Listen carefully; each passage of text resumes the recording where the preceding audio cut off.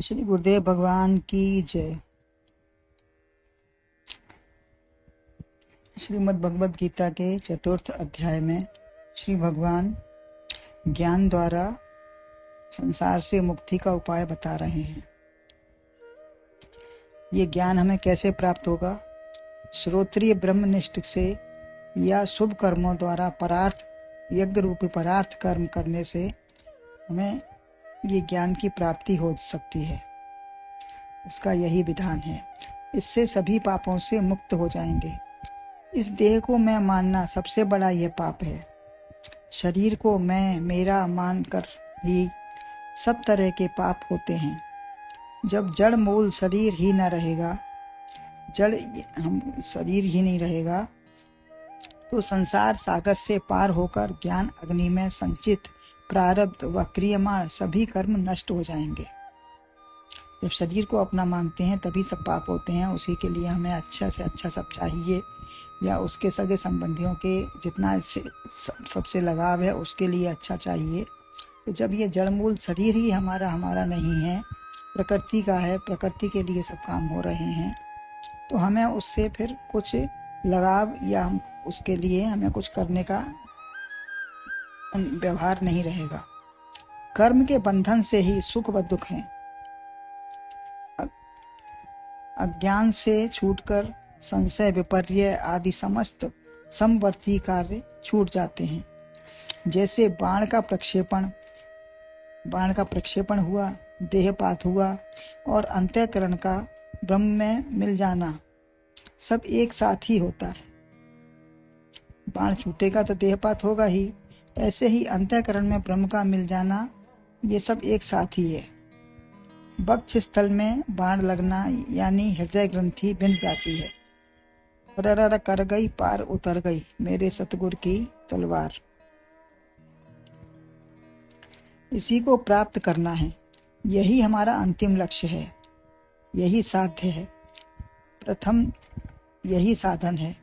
इस ज्ञान की महिमा वर्णन करते हुए भगवान अघाते नहीं, बहुत इसका सबसे बड़ा महत्व यही है ज्ञान का।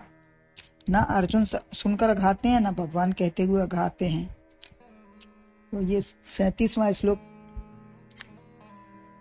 38वें श्लोक में वर्णन करते हैं। नहीं ज्ञानेन सदृशम पवित्र में विद्यते तत्स्वयं योग संसिद्ध कालेन आत्मनि बिंदति। इस लोक में साधन पवित्र न और ज्ञान समान है। योगी पुरुष पाता स्वयं ही ज्ञान है। यही ज्ञानेन सदृशम पवित्रम ही न विद्यते तत्कालेन स्वयं योग संसिद्धि आत्मनि बिंदति। इस संसार में ज्ञान के समान निश्चय पूर्वक कुछ भी पवित्र नहीं है। मतलब ये अपना कह रहे हैं दृढ़ता से कि इसके समान कुछ पवित्र न है, न हो सकता है। उस ज्ञान को बहुत समय से स्वयं अपने आप योग के द्वारा अंतःकरण शुद्ध करने वाले महापुरुषों ने आत्मा में अनुभव किया है। यह बाहर से प्राप्त नहीं। संसार में जितनी भी पवित्र वस्तुएं हैं, जैसे गंगा जल, अग्नि, स्वर्ण, वायु, ये सब हमको पवित्र करने वाली हैं, लेकिन ज्ञान के समान हमें कुछ भी पवित्र नहीं कर सकता। ये सब बाहर से पवित्र करती हैं। 18वें अध्याय में कहा है, यज्ञ दान तपः कर्म न त्याज्यमिति चापरे तथा पावनानि मनीषाम। इन सबको पवित्र करने वाले हैं। अतः जो पवित्र है वो पवित्रता ही देगा। दान दूसरे को दे देने पर अंतःकरण शुद्ध हो जाता है। तप से दूषित वासनाएं निकल जाती हैं। यदि तप करते हैं तो हमारे अंदर से जो गंदी वासनाएं हैं, हमारे विचार हैं, वो निकल जाते हैं। तन पवित्र सेवा किए, धन पवित्र किए दान, मन पवित्र सत्संग से है त्रिविध कल्याण। अभी तक असत का ही साथ था।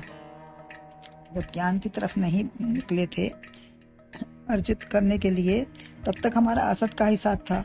अब असत छूटकर सत के साथ से पहचान करके और उसका अनुभव करके मनुष्य पवित्र हो जाता है। जब उसका अनुभव करेंगे, विचार करेंगे, उसको पाने की चेष्टा करेंगे, तो हमें पवित्रता आती चली जाएगी। देह कूड़े का ढेर है, इसके साथ से अपवित्रता ही आएगी। आत्मा के समान पवित्र कोई है ही नहीं। आत्मा परमात्मा का स्वरूप है, तो उसके जिसका जो स्वरूप है तो वही हमको मिलेगा।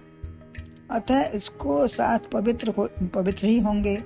गंगा जल से भौतिक वस्तुएं पवित्र होती हैं, बर्तन आदि अग्नि से बाह्य वस्तुएं ही पवित्र होंगी। अंतरंग वस्तु की पवित्रता अंतरंग से ही होगी। राग द्वेष से हटकर पवित्र होकर साधन करके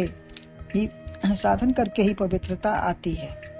जब राग द्वेष से हटेंगे, गंदगी से हटेंगे, कूड़े के ढेर से, तो पवित्र होंगे और उसके साधन करेंगे उसको पाने के लिए, तो पवित्रता आएगी। यज्ञ दान तप निष्काम भाव से किए तो स्थूल सूक्ष्म कारण सब पवित्र हो गए। हमारे सारे शरीर पवित्र हो गए। स्थूल सूक्ष्म कारण जो भी हैं, मन के, बाहर के, अंदर के, सब पवित्र हो। यदि बाहर की शुद्धि है, अंदर की नहीं, तो वास्तव में शुद्धि नहीं है। मंत्रोच्चारण से, वाणी, स्नान से शरीर, पूजा पाठ सब हो गया, परंतु सबसे बड़ा साधन व साध्य ज्ञान ही है। थोड़ा थोड़ा मल निकलेगा। जैसे खाते खाते एक समय पूर्ण तृप्ति भूखे को हो ही जाती है, ऐसे ही ज्ञान साधन निरंतर करते रहो। आज ही पूर्ण ज्ञानी नहीं बन सकते। यद्यपि अधिक प्रबल संस्कार होंगे तो नकाब में चरण की तरह ब्रह्म का उपदेश लग जाता है, लेकिन अज्ञान का कचरा लिपटा है तो धीरे धीरे ही जाएगा। उसमें विचलित ना हो कि अभी हम कितना हमने कुछ प्राप्त किया, ऐसा कुछ नहीं। मैं तुम व सकल विश्व को कण में क्षण में सब हम जब इतना थोड़ा थोड़ा ज्ञान आता जाएगा तो हमको कण कण में, क्षण क्षण में सब वही ब्रह्म ही दिखेगा। व्यवहार के लिए सब पृथक पृथक दिखेगा, लेकिन वास्तविक स्वरूप उत्पत्ति देखें तो विवाद सब मिट जाते हैं। जब वास्तविक स्वरूप में आ जाते हैं तो सब विवाद अपने आप मिट जाते हैं। व्यवहार में पृथक होगा, व्यवहार पृथक करना भी पड़ेगा। तो सब एक ही। पृथ्वी पहले आग का गोला थी, प्रलय होने पर जल रह गई, फिर भी वह भी सूखकर तेज अग्नि में समा जाती है। उसमें भी वह कितनी जल जाए, वायु में मिल गई। जितनी भी जल पाए तो फिर वायु मिल गई। थोड़ी देर में वह वायु भी आकाश में समा गई। आकाश महतत्व में और महतत्व अव्याकृत में, फिर ब्रह्म में सब समा गए। जिसकी अनुभूति ब्रह्म में, ब्रह्म से, ब्रह्म द्वारा ही होगी। इसकी अनुभूति हमको ब्रह्म में मिलकर, ब्रह्म से मिलकर, ब्रह्म में और ब्रह्म के ही द्वारा हो सकती है।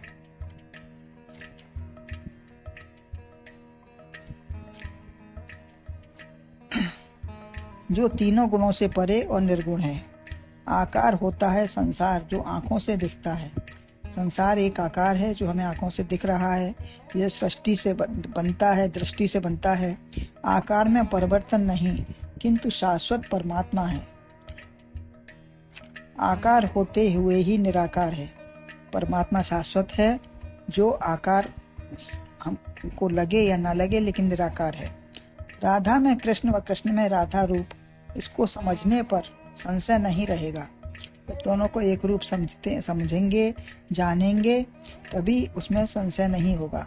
ज्ञान ही इतना पवित्र है कि इसमें गंदगी चढ़ नहीं सकती। ज्ञान में गंदगी कहाँ से चढ़ेगी? वो स्वयं पूरा पवित्र है, तो पवित्रता में गंदगी आ ही नहीं सकती है। वही दूसरे को पवित्र कर सकता है। जो स्वयं पवित्र है वो दूसरे को पवित्र कर सकता है। कथन, श्रवण, व्यवहार, चिंतन व साक्षात्कार करें या ना करें, ज्ञान कभी मलिन नहीं होता। संशय भ्रम वृत्ति में होता है, ज्ञान में नहीं। ज्ञान में परिवर्तन नहीं। अंतःकरण, जैसे अंतःकरण रूपी लोटे में यदि काम, विकार, अज्ञान या राग द्वेष आ गया तो ज्ञान धूमिल हो गया। जैसे हमने अंतःकरण को एक लोटा माना और उसमें ये सब गंदगी आ गई, तो फिर वो धूमिल अपने आप हो जाएगा, नष्ट हो गया। परंतु स्वयं ज्ञान कभी अपवित्र होता ही नहीं है। ज्ञान के समान कुछ भी उपमा नहीं है। यह पहले कहा है। गुरु के समीप मिलेगा, परंतु हृदय शुद्ध ना बनाओगे। जैसे आंख के बंद करने पर सूर्य का प्रकाश नहीं मिलता, तो ऐसे ही हमको अगर हमारी आंख बंद है, या हम पाना नहीं चाहते, या हम सुन नहीं रहे हैं, तो हमारे हृदय में बैठेगा ही नहीं। हृदय में धारणा करना पड़ेगा, प्रति क्षण उसी में ध्यान चिंतन मनन हो जाए, मोह माया आसक्ति न हो। यदि आ भी जाए तो अपने को उससे अलग अज्ञान जानो।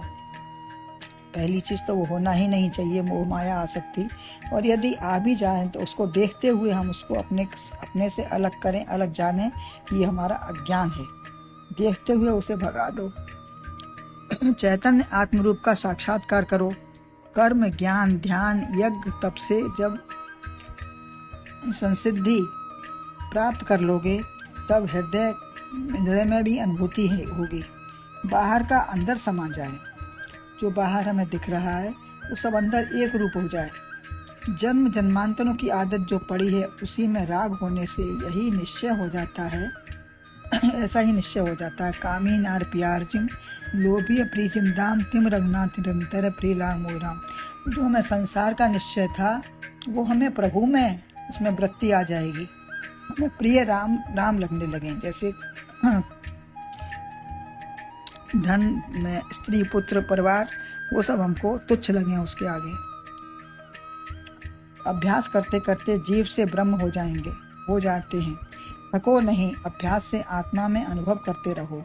जो पूर्ण बोध करा के आत्मबोध तभी हो जाएगा जब हमें आत्म अभ्यास से धीरे धीरे करत अभ्यास के जड़ मत हो सुजान, रसरी आवत जात से सिल पर पड़त निशान।